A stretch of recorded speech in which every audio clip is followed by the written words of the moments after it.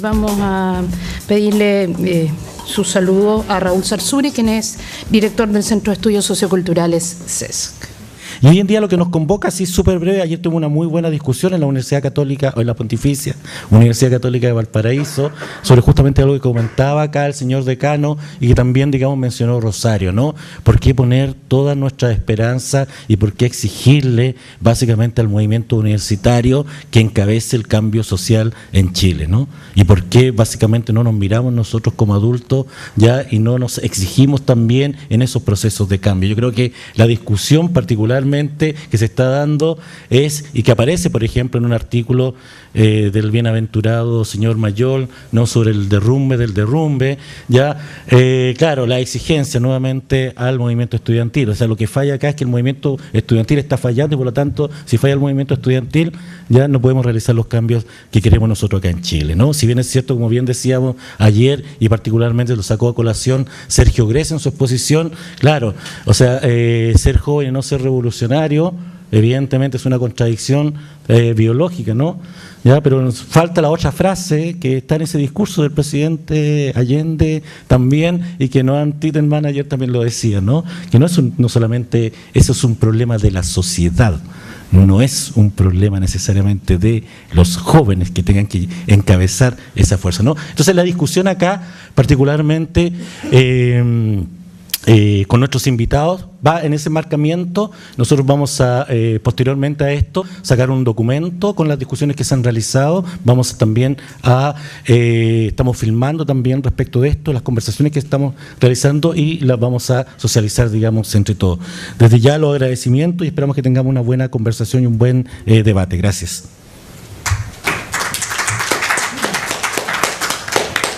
Bueno, vamos entonces a informarles de la estructura que va a tener esta conversación para poder entrar en materia. Ya son muchas las presentaciones y las introducciones. Solamente mencionar que Melissa Sepúlveda, la presidenta de la Federación de Estudiantes de la Universidad de Chile, había comprometido su participación, pero se disculpó por motivos de fuerza mayor, básicamente porque tenía una reunión con la rectoría de su universidad. Suena de cierta importancia una presidenta de federación, pero bueno. Así que no vamos a contar con su presencia, pero sí nos acompañan Jorge Charp, que es abogado, miembro de Izquierda Autónoma, director del Centro de Pensamiento y Acción Política Crisol, magallánico porteño, dicen aquí. Vaya combinación de extremos, ¿no? Valparaíso es nuestro extremo mental y, bueno, Magallanes es nuestro extremo geográfico, así que vamos a ver qué pasa por ahí. También nos va a acompañar con su ponencia José Manuel Ruiz, ingeniero de la Pontificia Universidad Católica de Valparaíso, quien está aquí en su calidad de presidente nacional de la Juventud Demócrata Cristiana. Y por supuesto va a cerrar este panel Pablo Omaro, quien es investigador en participación política de los jóvenes, como ya lo habíamos mencionado, y coordinador adjunto del área de grupos de trabajo de la CLACSO, una organización que quienes se dediquen a la sociología de las ciencias sociales van a empezar a escuchar nombrar, pero yo no les voy a dar más antecedentes para no alargarme más. Y bueno, vamos a saludar también a Daniel Palacios, profesor de la Escuela de Sociología de esta universidad, quien va a coordinar la mesa. Así que yo me despido y bueno, que tengamos un buen diálogo. Por supuesto, vayan preparando sus preguntas y sus intervenciones, que son un componente principal de esta práctica de reflexión. Gracias. Bueno, buenas tardes. Buenos días todavía. Buenos días a todos. Bueno, las presentaciones ya están hechas. Mi exposición no tiene nada que ver con cosas de abogado, por si acaso. Así que simplemente es la chapa que uno debe tener para poder ganarse la vida, ¿cierto? Pero a mí me parece importante, y es como el aporte que quiere entregar esta presentación y para el debate, poder determinar que efectivamente a partir de la irrupción del movimiento estudiantil en la última década, particularmente el año con más fuerza, con más visibilidad, el año 2011, hay cosas que en Chile cambian. Es indudable aquello. Chile es otro luego de la irrupción del movimiento estudiantil, particularmente el año 2011. El problema no es ese, el problema no es afirmar aquello, sino que el problema es determinar qué es lo que cambia y qué es lo que no cambia. Porque me da la impresión de que solo de esa manera creo que vamos a poder tener cierta certeza respecto a cuál es el momento de las coordenadas político-históricas en el cual nos encontramos, y particularmente a partir de esta discusión que existe en Chile sobre si hoy día estamos o no en un nuevo ciclo político, ¿cierto? Pareciera ser de que hay algunos que señalan de que sí, efectivamente estamos en un ciclo político, un nuevo ciclo político por un conjunto de circunstancias, ¿cierto?, que constituirían aquello. Otros, que es mi posición, creemos que propiamente tal, hablar de un nuevo ciclo político en Chile es un tanto apresurado. Entonces, me gustaría como entrar en esa línea en el debate, ir también intentando hacer algunos breves switch en comparación con algunas cosas que están sucediendo en Latinoamérica, que ayer Pablo en Valparaíso, que es el experto, yo soy simplemente también en segunda línea, pero que dijo Pablo ayer en Valparaíso, que me parece importante también traer a colación. Entonces, decía yo que es importante determinar qué es lo que cambia y qué es lo que no cambia con la irrupción del movimiento estudiantil. Y voy a partir al tiro en base a lo siguiente: ¿qué es lo que yo creo que no cambia con la irrupción del movimiento estudiantil? A mí me parece de que la irrupción del movimiento estudiantil, pero combinado también con otros factores, como por ejemplo la crisis de representatividad que hoy día tiene el sistema de partidos políticos tradicional, la desafección de la ciudadanía con la política, expresada en las altas tasas de abstención en las distintas elecciones, más allá del cambio si el voto es obligatorio o no, no han generado las condiciones necesarias para pensar en un cambio en el carácter socioeconómico del Estado, lo que en términos más clásicos se habla como el cambio de carácter de clase del Estado. Es decir, dicho de otra manera, quizás más gramsciana, no hay hoy día un cambio, pese a la conjunción de todos estos factores, particularmente la irrupción del movimiento estudiantil, no hay un cambio en la conducción política estratégica de la sociedad. Es lo que otros han llamado, ¿cierto?, o lo que algunos llamaron hace un par de años atrás la caída del modelo, ¿cierto?, o que ahora están como parece que expiando sus culpas, ¿cierto?, diciendo que al final no era tan así, pero y el modelo no se ha derrumbado, y pucha que va a costar mucho para que el modelo se derrumbe. Otra cosa es afirmar de que hay ciertos aspectos del modelo, ciertos pilares sostenedores del modelo socioeconómico que al menos se han trizado, incluso voy más allá, yo creo que ni el movimiento estudiantil ni tampoco ningún proyecto político hoy día de izquierdas o que se plantee con cierta seriedad la transformación social se encuentra en condiciones serias de disputarle, por ejemplo, al actor social más constituido en Chile, que es el empresariado, y a la élite política, precisamente la conducción de la sociedad. Y ahí nos encontrábamos claramente a años luz de experiencias latinoamericanas, ¿no?, más allá de las diferencias que uno puede tener con lo que están haciendo, con lo que está haciendo en Venezuela, en Ecuador, en Bolivia, no sé, ahora en El Salvador, ¿cierto?, Nicaragua, en fin, más allá de esas diferencias, ellos están en ese sentido años luz respecto a ese desafío de lo que podemos estar aquí nosotros, ¿cierto? Sin embargo, partiendo de esa afirmación, a mí me parece trascendental identificar, por tanto, despejando eso, qué es lo que sí cambia. Porque creo yo que en la medida de que identifiquemos qué es lo que cambia, podemos, o en esos pilares, o en esas cuestiones que cambian, creo que podemos pensar en condiciones, en posibilidades, es decir, esas cosas que cambian anidan la posibilidad precisamente de un cambio de ciclo político y un cambio en términos más clásicos, ¿cierto?, del carácter de clase del Estado o de los intereses socioeconómicos que éste expresa. Entonces creo que ahí sí el movimiento estudiantil realiza un aporte. ¿En qué sentido? Porque ¿qué es lo que pone en escena el movimiento estudiantil, particularmente el 2011? Me da la impresión que lo que pone en escena el movimiento estudiantil del 2011 es un cuestionamiento brutal a la forma en que se encuentra estructurado Chile, es decir, al neoliberalismo. La consigna de no al lucro tiene una potencia histórica tremenda. O sea, no es una consigna pequeña o acotada al tema solamente educativo, sino que es una consigna que es aplicable a cualquier ámbito de nuestra vida cotidiana. ¿Y esto por qué? y ahí también marco otro contrapunto de lo que sucede en otros países o en otros lugares de Latinoamérica. El neoliberalismo ha penetrado nuestra vida a niveles insospechados en Chile. Insospechados. O sea, aquí hubo, por decirlo así, dos grandes oleadas privatizadoras. O sea, acá no solamente se desmanteló en dictadura al Estado, regalando a precio huevo las empresas públicas, lo que se hizo también en otros países en Latinoamérica, ¿cierto? Pero aquí también hubo una segunda y más cruda oleada privatizadora que tiene que ver con la privatización de la vida, de los derechos, de la educación, de la salud, pero también de nuestras relaciones cotidianas, de la crianza. En otros países se le ha puesto atajo a eso. Es como neoliberalismo, ok, pero hasta aquí nomás llegamos. En Chile no. En Chile está metido hasta el tuétano. Y eso hace de que la consigna de no al lucro, que es uno de los elementos de la esencia del neoliberalismo, sea una consigna, o sea una demanda, sea un ideario que penetra y puede explicar niveles de frustración, me da la impresión, en cualquier ámbito de nuestras vidas. Entonces, esa consigna de no al lucro, o esa irrupción del movimiento estudiantil con esta idea, creo que al menos, no quiero ser reduccionista, pero al menos creo yo, genera dos tipos de cambio en Chile. Dos tipos de cambio. En primer lugar, diría yo que hay un cambio o en el sentido de que comienza a trizarse el soporte cultural del modelo. Es decir, el tipo de subjetividad que instala el neoliberalismo.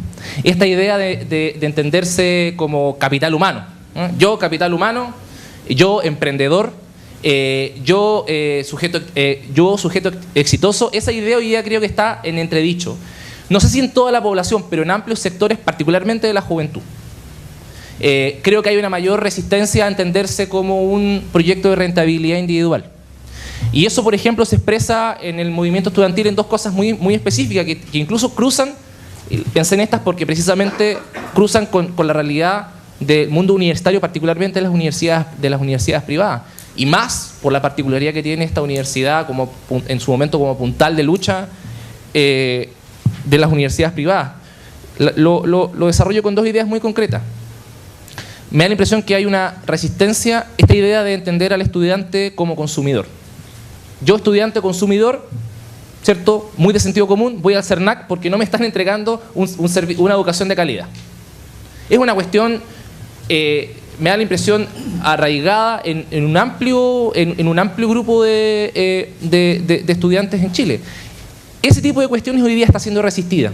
Y hoy día el estudiante, más que como un consumidor, se está entendiendo como un sujeto de derecho, como un agente de cambio, como un actor o como una persona que a partir de sus conocimientos es capaz de contribuir conjuntamente a otros en proyectos colectivos, en una visión de sociedad distinta. Y además llevado también a otro ejemplo. También hoy día eso mismo esta resistencia pone en entredicho la idea de la universidad como empresa. También muy arraigada en el mundo de las universidades privadas. Hoy día se resiste la idea de que la universidad sea una empresa y por eso hoy día tenemos una demanda súper fuerte por querer participar. La universidad no es una empresa, la universidad es parte de la sociedad y tiene que ponerse al servicio con sus académicos, la producción de conocimiento que en ella tiene que ponerse al servicio de la sociedad o de proyectos colectivos o de una idea distinta de entender la sociedad. Insisto, yo creo que hay un tema muy importante y si uno lo extrapola y lo lleva más allá, también hay una resistencia a pensarse, es algo más que va a ir más lento, cuajándose en el tiempo, pero creo que vamos para allá, yo creo que es un proceso inevitable, la resistencia a pensarse como ciudadano consumidor, ¿cierto? Ciudadano consumidor, que solamente se integra a la vida social a través de la deuda y del consumo. Hoy día me da la impresión de que vamos transitando una idea de ciudadano sujeto de cambio o ciudadano como miembro integrante de la polis, es decir, como miembro integrante de aquel grupo que tiene como preocupación los asuntos públicos, el quehacer cotidiano del país, a partir de su particular especificidad. Y una segunda idea que me parece que también se pone en entredicho con la irrupción del movimiento estudiantil, que tiene que ver con una dimensión más política, Me da la impresión de que lo que hace el movimiento estudiantil es también poner en entredicho las reglas de la política en Chile. Durante los años 90, ¿en qué sentido? Durante los años 90, Chile vivía, y esta expresión no es mía, pero la ocupo porque creo que tiene su claridad es útil para expresar lo que estoy pensando. En Chile, en los 90 se vivía un verdadero apartheid político. Es decir, había un conjunto de reglas políticas que determinaban quién definía lo que era política y definía qué no era política. Y a su vez, quién decidía y quién no decidía. Eso en esencia es el pacto de la transición en los años 90 y gran parte del año 2000. Eso hoy día, ese muro de contención que impedía, que encerraba la política en el bicoalicionismo, hoy día se encuentra en entredicho. No se ha caído totalmente, se encuentra en entredicho. Porque, lo digo en el siguiente sentido, viene el movimiento estudiantil, irrumpe el movimiento estudiantil y pone el tema de la educación. Ya lo había puesto antes, ¿cierto? Pero pone el tema de la educación, el 2006 ya lo puso con claridad, ¿cierto? Viene el 2011, ponemos el tema de la educación. Pero la educación no es suficiente, ¿cierto? Porque hay que financiarla, ponemos la tributaria. No, pero pareciera ser de que el tema de la educación, con el tema de la salud, con el tema de la vivienda, con el tema de la previsión, con este otro tema, responde a una lógica común, entonces ponemos el tema constituyente. O se pone el tema constituyente. Y los ejes de discusión política, la elección presidencial 2013, no fue el eje tradicional dictadura-democracia. La discusión versó sobre ni siquiera si hay que hacer cambios o no en Chile. O sea, los que no querían hacer cambios en Chile, ustedes saben, que tenían ese discurso de la elección presidencial, es el mundo de la derecha que vive en no sé dónde, ¿cierto? En Groenlandia pareciera ser. Les fue súper mal, una de las peores derrotas electorales de la derecha en los últimos 20 años, sin posibilidad de veto en el Parlamento, con una candidata presidencial totalmente perdida.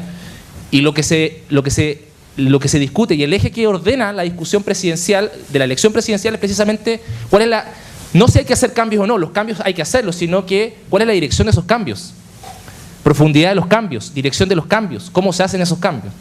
Y es lo que de alguna manera hoy día está o determina el debate público del gobierno de la nueva mayoría. Eso es la política, y fuera de eso no hay política. Creo que eso es muy relevante. Ahora, evidentemente eso no, como decía yo, no se ha cuajado o no ha terminado de caerse ese muro, básicamente porque la política tiene una dimensión también de decisión. O sea, el movimiento estudiantil fue capaz de poner ciertos temas, y esos temas son los que hoy día definen la agenda pública. Ahora, cómo se procesan, cómo se deciden esos temas es un tema pendiente. Y es, por ejemplo, lo que el movimiento estudiantil hoy día tiene que tener la astucia, la sagacidad, la amplitud y la radicalidad precisamente para poder darle una resolución a la reforma educacional, por ejemplo, acorde a una nueva idea de democracia, o acorde a la idea de seguir abriendo estas reglas de la política que decía yo que hasta ahora son muy cerradas. Voy terminando, ya que me pusieron acá los minutos, como 2 minutos, dice aquí. Ahora, yo decía al inicio, y retomo, los elementos, yo creo que estos son los elementos que al menos cambian, pueden haber más, y creo que eso va a ser parte como del debate. Yo pongo estos 2 elementos arriba de la mesa, con una primera afirmación: el modelo no ha caído y va a demorar que caiga, ¿cierto?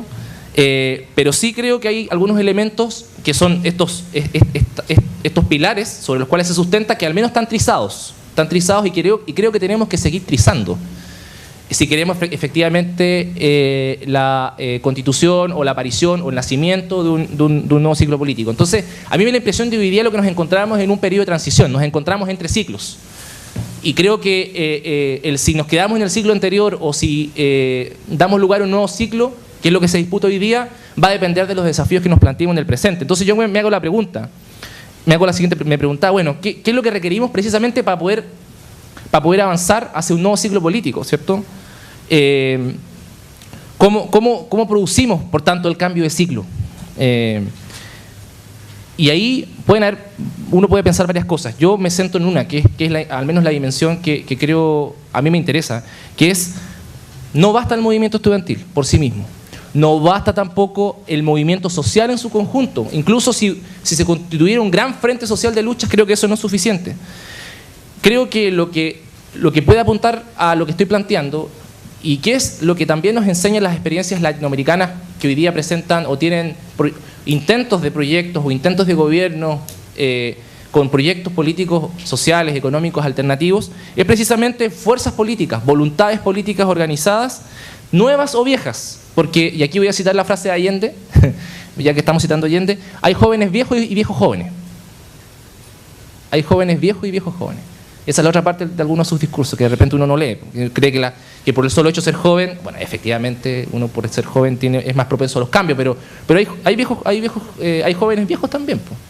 Entonces, yo creo que es fundamental pensar en fuerzas políticas, voluntades políticas organizadas que pujen este cambio. Sean actuales, sean nuevas, me da lo mismo. Pero que se planteen como centralidad este esfuerzo. Pujar, hacer nacer este nuevo ciclo político. Y ahí, ahora sí termino, el movimiento estudiantil, en cierta dimensión, tiene mucho que decir, porque al calor de la lucha estudiantil,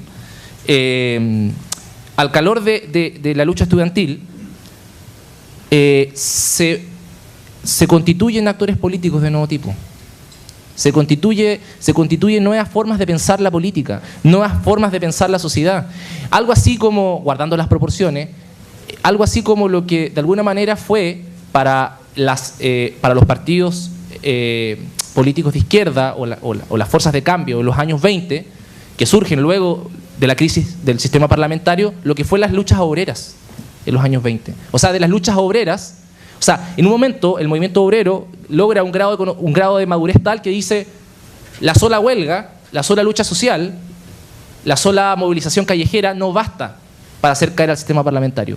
Hay que construir expresiones políticas. Y ahí tenías a un Recabarren, y ahí tenías a un Eugenio González, y ahí tenías a todas esas lumbreras que fueron capaces de, conjuntamente al conocimiento que se fue construyendo en ese entonces, fueron capaces de concebir expresiones políticas que representaron precisamente esos intereses sociales excluidos. Entonces, yo creo que el desafío que nos impone el presente, a nosotros, a los jóvenes, pero también a los no tan jóvenes, que se encuentren que tengan o que manifiesten este tipo de compromiso, pienso yo, es a constituir nuevas alternativas políticas, nuevas fuerzas políticas, que tengan horizontes estratégicos, que logren concebir, voy terminando, que logren concebir lo que en un momento Lenin dijo en el siglo XX. Lenin le dijo al pueblo ruso en un momento, el momento de la guerra, ¿cierto? Le dijo: pan y paz. Pan y paz. Necesitamos nuestro pan y paz del siglo XXI. No digo que tengamos que repetir la experiencia bolchevique en Chile, no estoy diciendo eso, sino que estoy rescatando la esencia del pensamiento político de él. O sea, logró construir una visión estratégica en un momento, que fue este pan y paz, yo diría pan y paz del siglo XXI,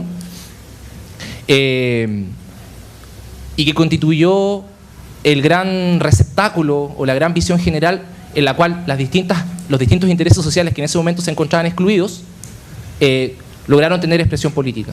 Yo creo que ese es el desafío, a mi juicio, que tenemos hoy día. Aquellos comprometidos con esto, que operan dentro del movimiento estudiantil, pero también a todos aquellos que ciudadanos, fuerzas políticas, actores, el mundo intelectual, la academia, tienen también ese compromiso, pienso yo, a constituir una alternativa o intentar pensar una alternativa a estas características, con una visión estratégica de mediano a largo plazo. Disculpen. Muchas gracias por la intervención, Jorge. ¿Aló? Continuando con el programa, ahora tendremos la intervención de José Manuel Ruiz, presidente nacional de la Juventud Demócrata Cristiana. Sí. Hola, buenas. Voy a tratar de mi precariedad formativa, aproximarme lo mejor posible a los temas. Agradezco la invitación.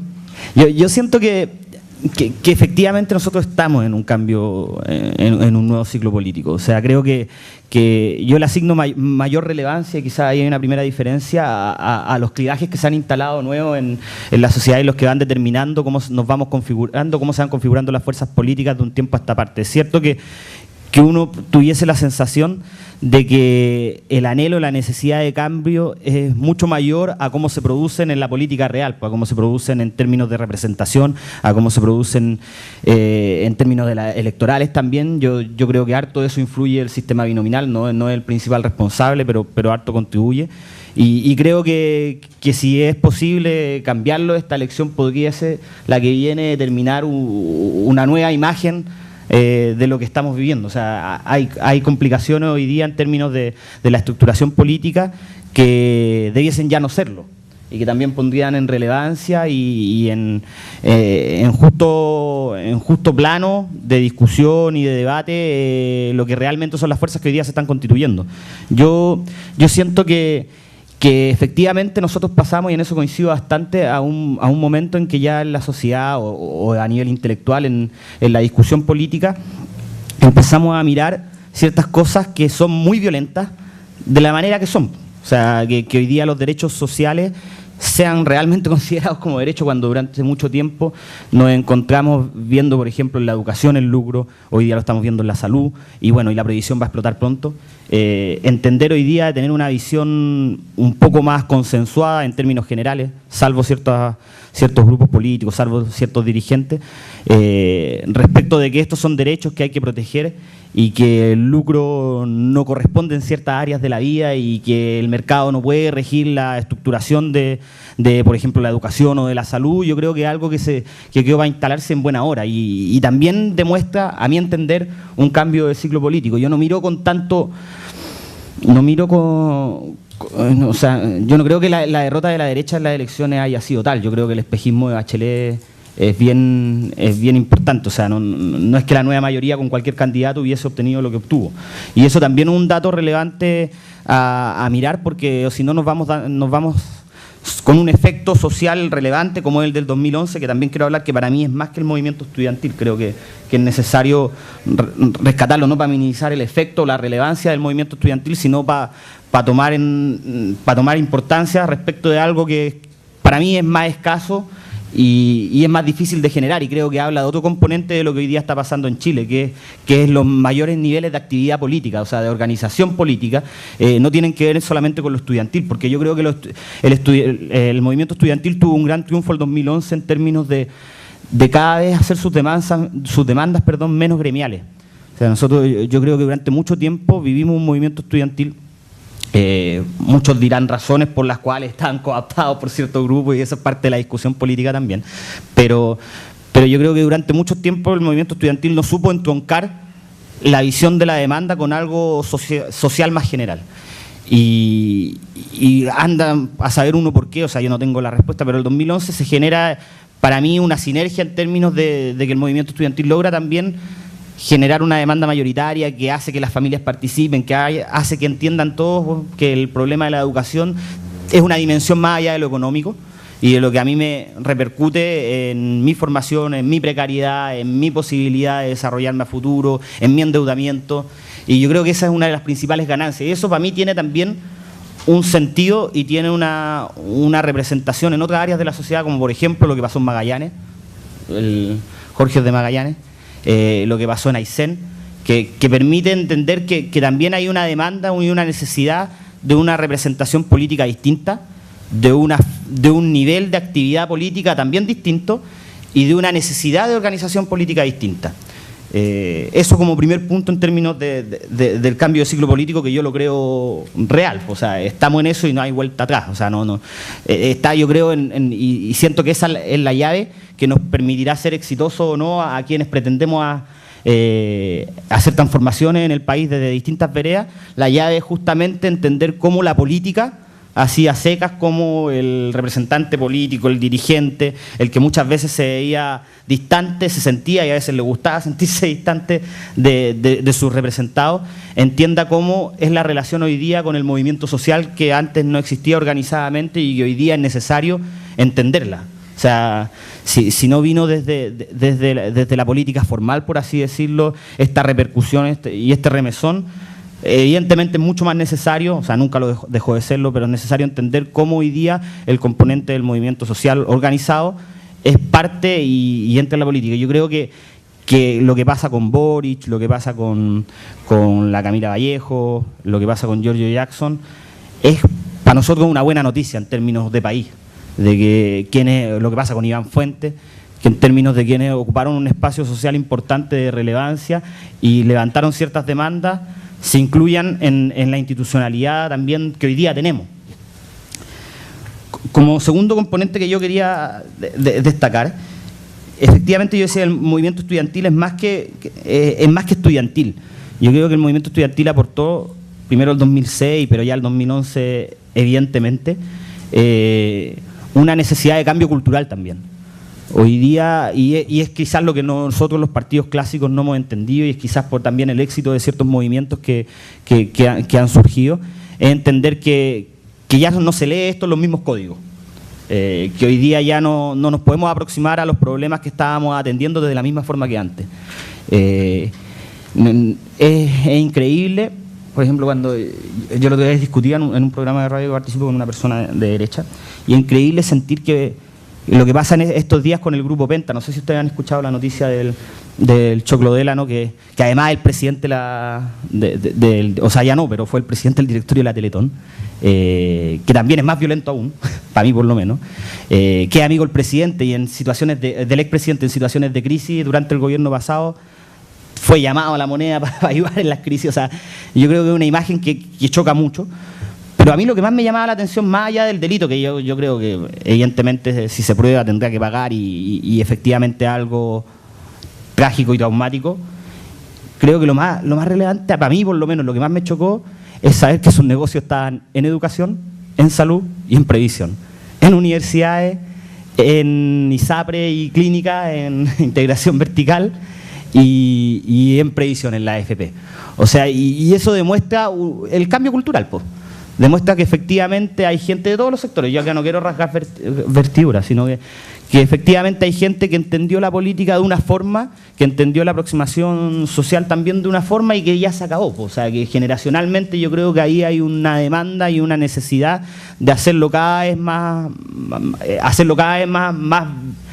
visible. O sea, efectivamente hoy día, si la reforma educacional choca tanto en sus primeros aspectos, creo yo porque justamente es contracultural.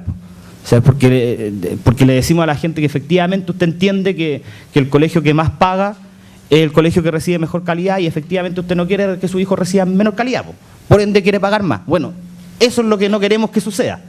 Y ese cambio para mí es el más complejo de la política, porque tiene que ver justamente con una discusión, y ahí paso al tercer punto, tiene que ver con una discusión que hoy día en Chile yo creo que todavía es muy delito. Yo leí un poco antes de venir de algunas cosas de Pablo para ver cómo también de dónde provenía, conocerlo un poco más. Yo no soy del área de la ciencia. Y una de las cosas que me llamaba la atención era el trabajo justamente con los movimientos piqueteros. Y yo creo que nosotros en Chile, y lo digo también con un dejo de nostalgia, porque quizás no estarán de acuerdo, pero creo que en Chile los partidos políticos abandonaron hace rato, y yo creo que el mío en algún momento también lo tuvo, la importancia de lo popular. Si algo a mí me gusta de lo que la democracia cristiana planteaba en sus principios era la necesidad también del aterrizaje popular, de un gobierno popular y nacional, o sea, de poder tener arraigo territorial claro, nítido y con expresiones locales importantes, pues, o sea, con la organización más básica. Y creo que donde nosotros, todos, diferencias más, diferencias menos, podemos perder la pelea en lo que viene, es justamente en no entender que esta no es una discusión de élite, o sea, no es una discusión meramente académica. O sea, para mí por lo menos la transformación social, y por eso creo en el comunitarismo, o sea, la transformación social depende justamente de un arraigo territorial y de base relevante, o sea, de que la gente entienda que estos cambios, estas transformaciones también nacen en su realidad. Y siento que el primer avance para eso fue justamente lo que llamaba al inicio del movimiento estudiantil pasara de demandas en algún momento más gremiales a demandas que entroncaran con... Gracias. Que entroncaran con una necesidad mayor o con un interés más común. Y como último punto quería comentarles nomás una experiencia que creo que puede aportar. O sea, es difícil hacer política. A mí me tocó discutir con Jorge en la universidad, haciendo política, y se encargaba todos los días de decirme que era militante de un partido y que era culpable de todo lo que había hecho Frei Montalva antes que yo naciera. Pero es parte del juego, es parte de la dinámica, y es efectivo que si uno adhiere a ciertas ideas tiene que hacerse cargo evidentemente de lo que han hecho con quienes comparte un partido, aunque no los conozcáis. Pero creo que una experiencia, por lo menos que a mí me motiva harto y que me tocó conocer en la elección de la juventud, recorriendo el país, o sea, es una experiencia que nos pasa a nosotros en Quinchao. Razones más, razones menos, que no van al caso, pero nosotros tenemos una de las comunas más grandes militantes de la juventud en Quinchao, Chiloé, que es un archipiélago constituido por 9 islas, de las cuales yo visité 7, donde hay más militantes en Linlin, donde no hay luz, hasta desde cierta hora para adelante no hay luz, donde no hay agua potable, donde los chicos cruzan una vez a la semana, Quinchao, que es como la ciudad, yo no sé si todos lo conocen, pero me imagino que han ido a Cucao, pero no a Quinchao. A la Fiesta del Sol probablemente, pero yo creo que expresiones distintas en lo social, en lo cultural, donde está metida la política, por ejemplo, como nos pasa a nosotros, el interés de la organización es completamente distinto. Nosotros tenemos allá cerca de 40, en el momento que yo fui, que fue hace poco, eran como 45 militantes, que eso es demasiado para una comuna común y corriente, y más sobre todo una comuna tan alejada. Y los chicos trabajan, entienden esto que nosotros llamamos la importancia de la dignidad de la persona y el trabajo comunitario en la relación completamente con su labor, con su trabajo. O sea, todos estos chicos, la mayoría, no todos, son mariscadores, trabajan por temporada. La relevancia de su actividad política es entender cómo pueden realizar mejor y cómo pueden colaborarse mejor en la labor cuando no tienen comunicación, cuando uno se queda a la mar y la familia está asustada, cuando uno tiene que cruzar la isla para llegar por ejemplo, hay un chico, uno de los hermanos de un chico que es militante, que se atiende en la Teletón y tiene que cruzar hasta Puerto Montt para tratarse. O sea, cómo opera la solidaridad en casos bien prácticos y básicos. Bueno, créanme, no quiero entrar en el cosismo que entra a la derecha, pero al final, créanme que en esa situación poco importa la discusión que estamos teniendo educacional. Eso significa que es irrelevante, por el contrario, muy relevante para ellos, pero ellos no lo saben.